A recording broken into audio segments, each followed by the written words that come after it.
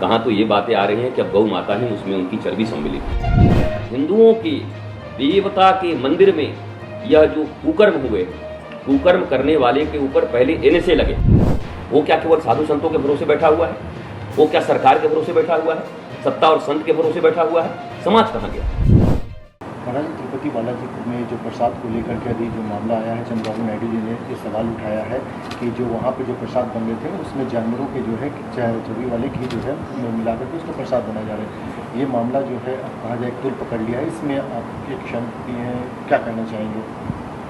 बाकी घटनाओं की तरह निंदा होगी, प्रदर्शन होंगे और काम फिर वही होगा। काम तो रुकेंगे नहीं। यह हम जब तक गंभीर नहीं होते, समाज जब तक गंभीर नहीं होता है, केवल एक साधारण आस्था की बात नहीं है कि आस्था को तोड़ दिया। गौ माता के घी से बनने वाले लड्डू प्रसाद के रूप में, कहाँ तो ये बातें आ रही हैं कि अब गौ माता ही उसमें उनकी चर्बी सम्मिलित है। तो ये कहीं ना कहीं भारत के बहुसंख्यक जनता के आस्था के साथ खिलवाड़ है, और किसी के भी आस्था के साथ खिलवाड़ हो, बहुसंख्यक या अल्पसंख्यक।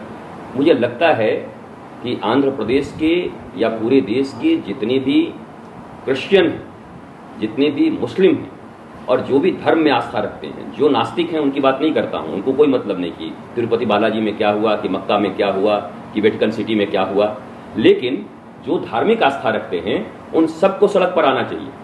कल उनके भी प्रसाद में कुछ मिलाकर दिया जाए। तो मैं देखता हूं यहाँ बड़ा अलगाव है।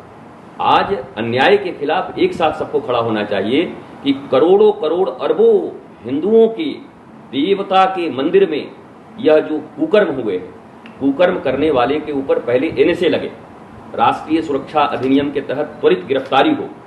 यह कोई आस्था का ही मामला नहीं है।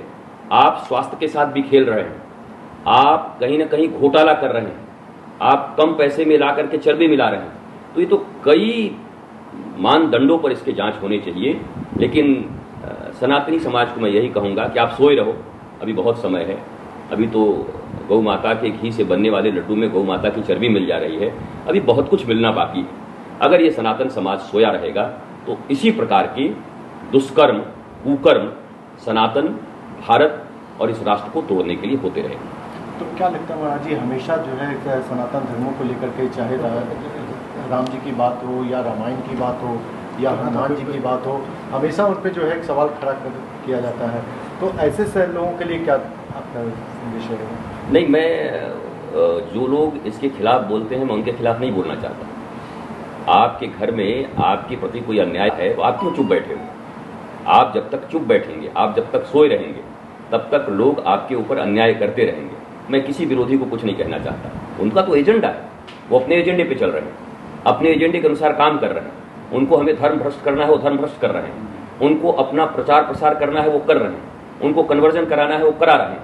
आप क्या कर रहे हैं? जिस बहुसंख्यक सनातन समाज के साथ ये हो रहा है, वो क्या कर रहा है? वो क्या केवल साधु संतों के भरोसे बैठा हुआ है?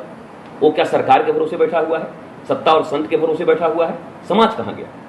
सत्ता, संत सब आपके पक्ष में हो जाएं, लेकिन समाज अगर निष्क्रिय हो तो निरंतर ऐसे हमले होते रहेंगे। और इसी विलासिता के कारण और इसी कुंभकर्णी नींद के कारण भारत कई सौ वर्षों तक गुलाम रहा है। और पुनः अगर इसी प्रकार से सनातन समाज सोया रहा तो ये भ्रष्टाचारी लोग और इस राष्ट्र के मूल संस्कृति को मिटाने में अपनी आस्था रखने वाले लोग भारत को मिटाकर रहेंगे और सनातन को मिटाकर रहेंगे, अगर सनातन समाज नहीं जगा तो।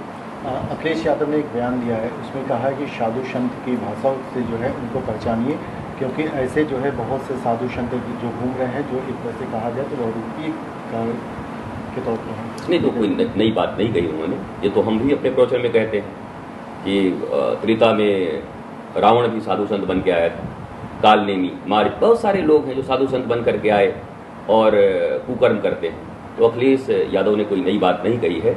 हाँ, ये बात जरूर, वो उनकी राजनीतिक लड़ाई चल रही है, वो कभी कभी मर्यादा भूल रहे हैं। जैसे उन्होंने कहा था, अगर आप ये वीडियो YouTube पर देख रहे हैं तो हमारे चैनल को सब्सक्राइब करें और बेल आइकन को दबाना ना भूलें। अगर आप Facebook पर ये वीडियो देख रहे हैं तो हमारे पेज को लाइक करें।